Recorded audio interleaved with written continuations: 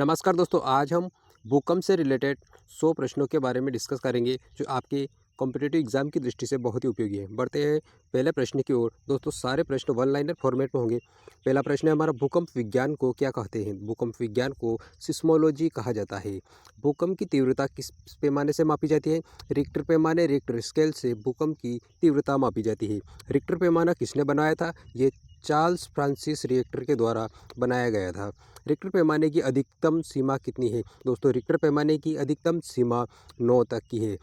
भूकंप के केंद्र को क्या कहते हैं? तो दोस्तों इसे हाइपोसेंटर के नाम से जाना जाता है, भूकंप के केंद्र को।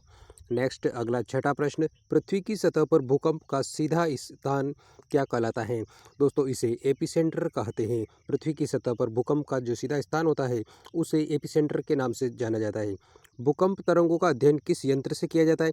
दोस्तों भूकंपी तरंगों का अध्ययन सिस्मोग्राफ के द्वारा किया जाता है। भूकंप की तीव्रता बताने वाले पैमाना कौन सा है?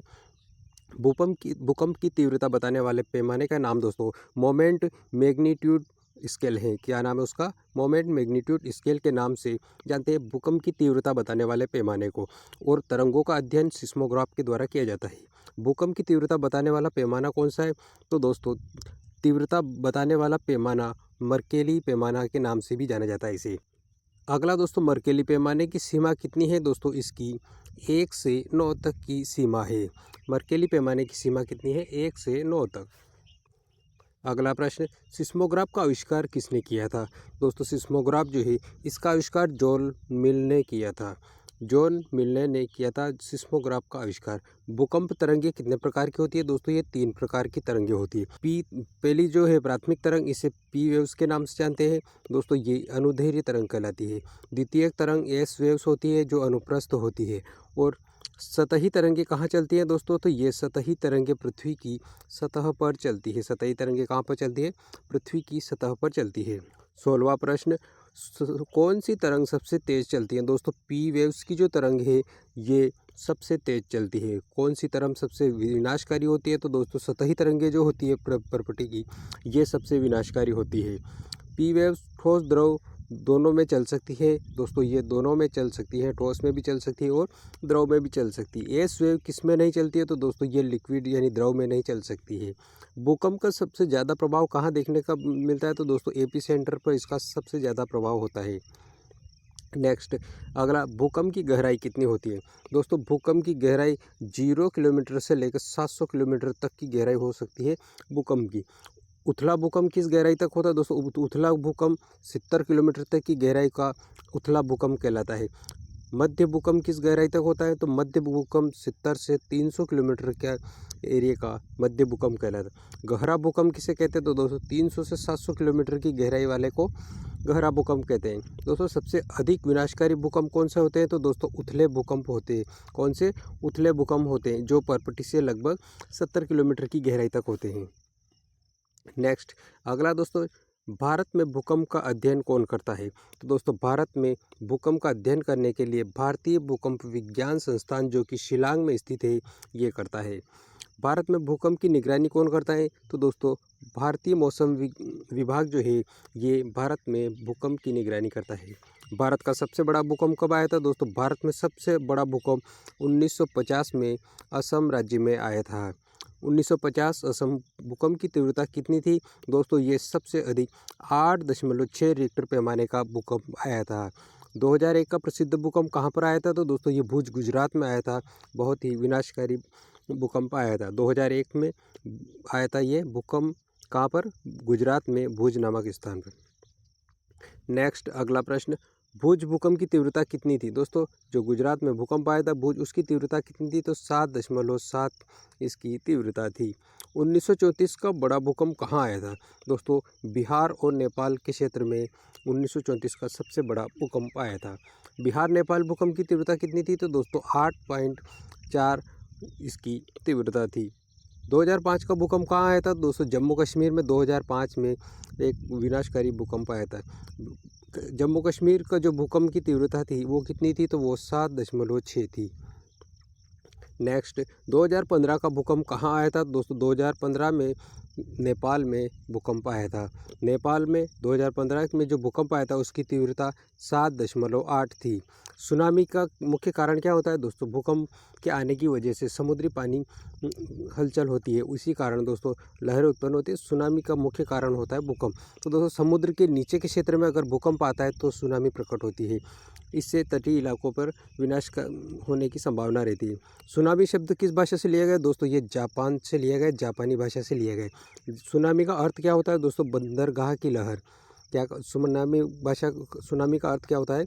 बंदरगाह की लहर। नेक्स्ट, भारत में सुनामी कब आई थी दोस्तों? भारत में 2004 में सुनामी आई थी। 2004 की सुनामी का केंद्र कहाँ था? तो दोस्तों ये इंडोनेशिया देश के पास था। कहाँ पर था ये? इंडोनेशिया के पास में था 2004 की सुनामी का केंद्र। दोस्तों भूकंप, अगला प्रश्न, भूकंप तरंगे किसके बारे में जानकारी देती है? दोस्तों पृथ्वी की आंतरिक हलचल या आंतरिक संरचना के बारे में जानकारी देती है भूकंपीय तरंगे। पी वेव्स की तरंगे नहीं गुजर सकती हैं। किस परत से नहीं गुजरती? तो दोस्तों बाहरी कोर से पी वेव्स की तरंगे नहीं गुजर सकती हैं।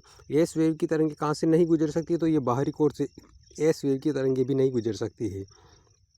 नेक्स्ट, 46वां प्रश्न, भूकंप तरंगों से किस बात की पुष्टि हुई? दोस्तों भूकंप तरंगों से इस बात की पुष्टि होती है बाहरी कोर और द्रव के बारे में। भूकंप का क्षेत्र विभाजन कितने भागों में होता है दोस्तों? 4 भागों में होता है। भूकंप में सबसे सक्रिय भूकंप क्षेत्र कौन सा है? दोस्तों हिमालयी क्षेत्र जो है ये सबसे भारत में सर्वाधिक सक्रिय भूकंप क्षेत्र है। भारत का कौन सा भूकंप सबसे सुरक्षित है? दोस्तों भारत का कौन सा भूकंप सबसे सुरक्षित है? तो दोस्तों पेनिनसुलर शील्ड जो है ये सबसे अधिक सुरक्षित है। भूकंप जोन 5 किसे कहते हैं? दोस्तों भूकंप जोन 5 किसे कहा जाता है? तो अत्यधिक भूकंप प्रवण क्षेत्र को भूकंप जोन 5 क्षेत्र कहते हैं। अगला प्रश्न, दोस्तों वीडियो के प्रश्न आपको पसंद आ रहे हैं तो वीडियो को लाइक कर दीजिए और चैनल को सब्सक्राइब कर लीजिए। 51 नंबर का प्रश्न, भारत का कौन सा राज्य जोन 5 में है? दोस्तों जम्मू कश्मीर, हिमाचल प्रदेश और पूर्वोत्तर के जो राज्य हैं जो हिमालय क्षेत्र से जुड़े हैं दोस्तों, ये भूकंप के जो 5 राज्य जो है ये जोन 5 में आते हैं। अगला दोस्तों, जोन 4 क्षेत्र कौन सा है? दोस्तों जोन 4 में दिल्ली, बिहार, गुजरात का हिस्सा आता है। जोन 4 में कौन कौन सा आता है? बिहार, दिल्ली, गुजरात का हिस्सा आता है। और जोन 3 में मध्य प्रदेश, महाराष्ट्र, राजस्थान के हिस्सा आते हैं जोन 3 में। जोन 2 में कौन कौन से क्षेत्र आते हैं? तो जोन 2 में दक्षिण भारत के अधिकांश क्षेत्र जो है वो जोन 2 में आते हैं। रिक्टर पैमाने पर 2.0 से कम भूकंप क्या कहलाता है? तो दोस्तों इसे माइक्रो कहा जाता है, माइक्रो भूकंप कहा जाता है। रिक्टर पैमाने पर अगर 2.0 से कम का भूकंप आता है ना तो उसे माइक्रो कहा जाता है।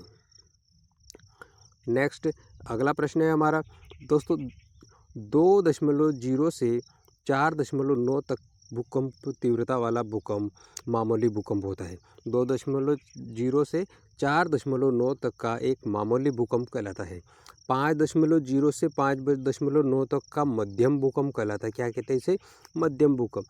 6.0 से 6.9 तक का जो भूकंप है दोस्तों ये मजबूत भूकंप होता है।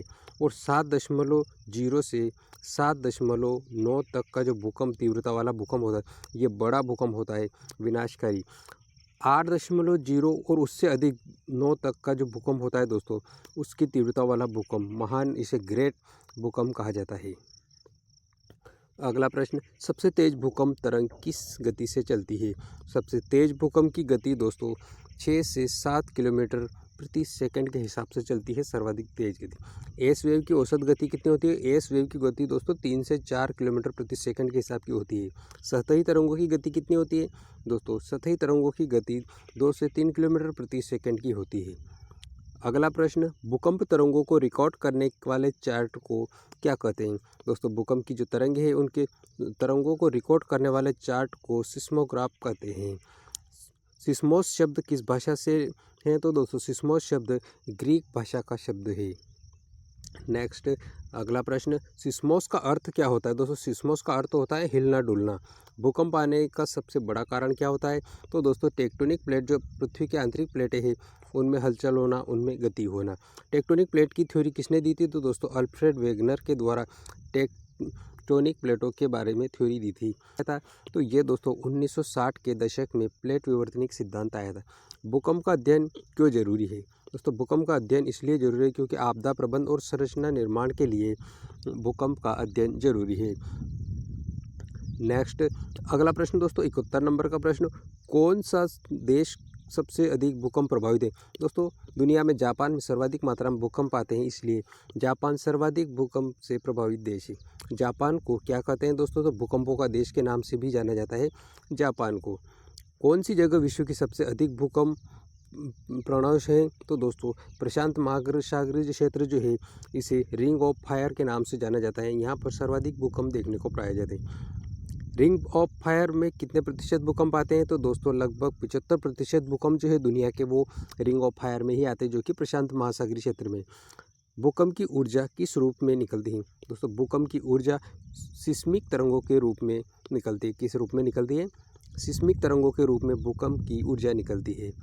अगला प्रश्न, फॉल्ट क्या है? दोस्तों फॉल्ट किसे कहते हैं? तो फॉल्ट शिलाओं में दरार हो जाती है, उसे फॉल्ट कहते हैं। सबसे सामान्य फॉल्ट कौन सा है? तो दोस्तों नॉर्मल फॉल्ट जो होता है उसे सामान्य कहा जाता है। स्ट्राइक स्लिप फॉल्ट किसका उदाहरण है? दोस्तों strike slip fault San Andreas fault जो कि अमेरिका में है, ये स्ट्राइक स्लिप फॉल्ट का उदाहरण है।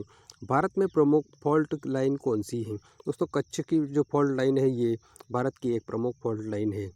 सुनामी लहरों की गति कितनी होती है? तो दोस्तों सुनामी जो लहरें होती हैं उनकी 700 से 900 किलोमीटर प्रति घंटा के हिसाब की होती है। कितनी होती है? सुनामी लहरों की गति 700 से 900 किलोमीटर प्रति घंटा के हिसाब से लहरें चलती है। अगला दोस्तों, किस महासागर में सुनामी अधिक आती है? तो दोस्तों सुनामी सर्वाधिक भूकंपीय क्षेत्र प्रशांत महासागर है, इसीलिए यहाँ पर सबसे अधिक सुनामी देखने को पाई जाती है।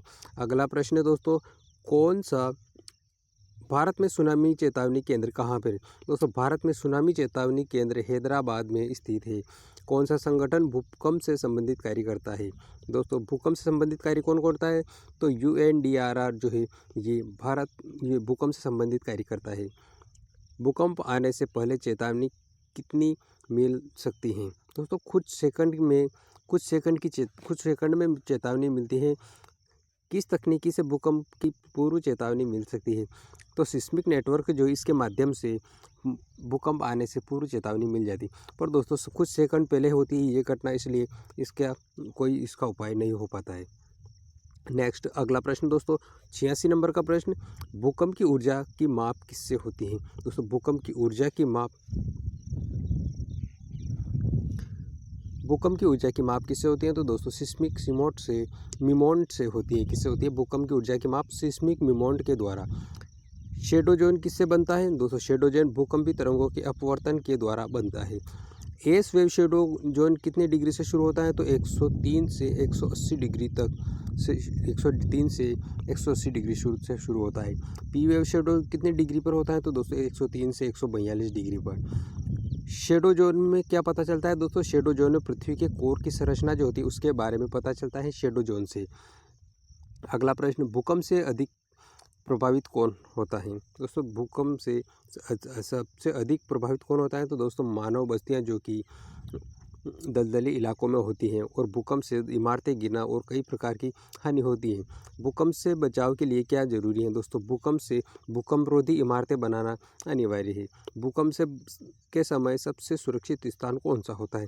दोस्तों भूकंप अगर आता है उस समय सबसे सुरक्षित स्थान खुला मैदान होता है।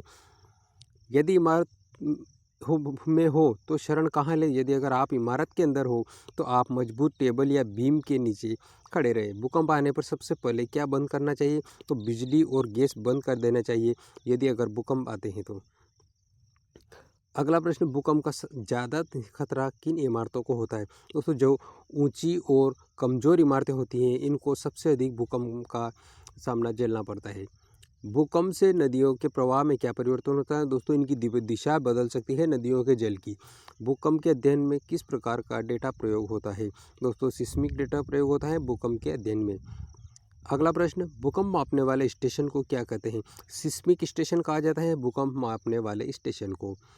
नेक्स्ट प्रश्न, भूकंप विज्ञान का मुख्य उद्देश्य क्या है? दोस्तों भूकंप विज्ञान का मुख्य उद्देश्य भूकंप के कारणों का पता लगाना और प्रभाव और उसकी रोकथाम के बारे में जानकारी संग्रहित करना। अगर वीडियो आपको पसंद आया तो वीडियो को लाइक कर दीजिए, चैनल पर सब्सक्राइब कर लीजिए।